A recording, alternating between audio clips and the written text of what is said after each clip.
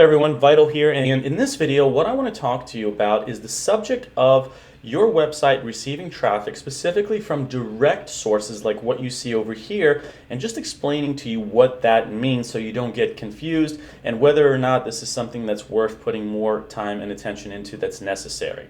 So this is something that gets a lot of questions, and I had that as well when I was first seeing data like this, so I'm just going to explain what's going on here. So the first thing to understand is that ideally, at least in my experience, it's important to have a website that has multiple sources of traffic coming to that website.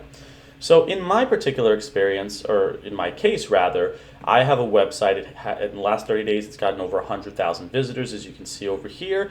And if we do a traffic breakdown source where it says top channels and sources, there's a lot of different platforms. Some of them are familiar, some of them are not. So for example, over 38,000 people came to my website from Google in the last 30 days. Then we have direct traffic, which I'll talk about in a moment.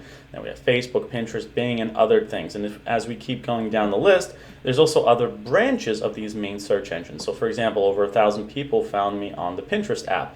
This Yahoo one, I assume, is mobile. Then there's Pinterest Medium Organic. There's different classifications, and really, there's not really much to analyze here when it comes to these ones. The main ones to really look at are the top sources that you see up here, with the exception of direct, which is what I'm going to talk about right now.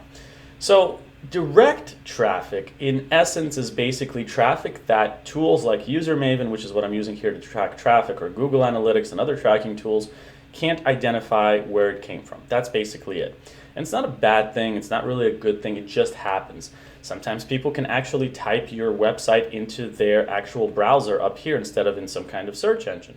Sometimes they may find it in an email that somebody shared with them.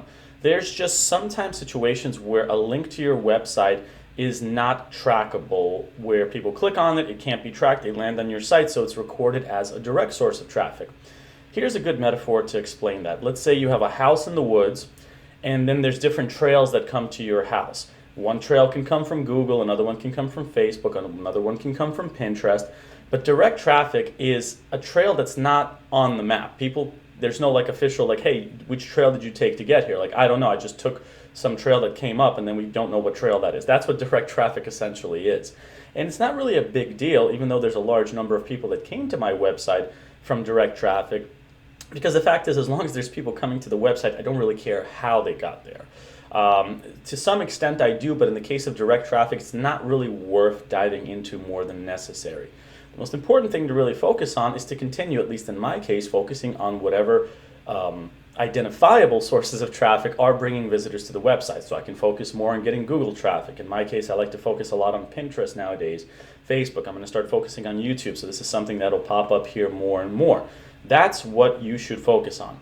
It just so happens that sometimes in online business, or when it comes to website tracking like what we're doing here, there's going to be situations where you just can't ID where the traffic came from. And unless that number is just ridiculously large, like hundreds of thousands, way higher proportions than any of these, it's not worth looking into. It's just, hey, you know what? I got 35,000 visitors. I don't really know where they came from, but I'm glad they came to my website. Furthermore, I can actually click on direct here to get more of a detailed view of what's going on. So the thing is, when it says detailed view, what you're looking at here is when people landed here as a direct source of traffic and we scroll down, I want to see which pages they actually came from.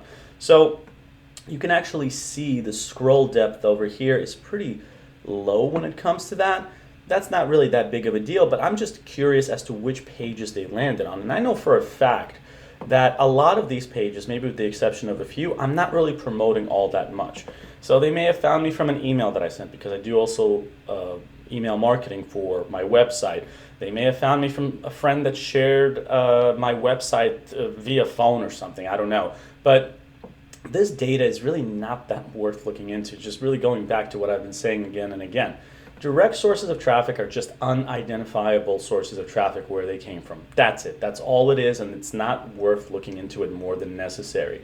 This does change in the future. I'll make an updated video, but in the meantime, if you have any questions about this, let me know. But as usual, I'll see you in the next video. Take care, everybody.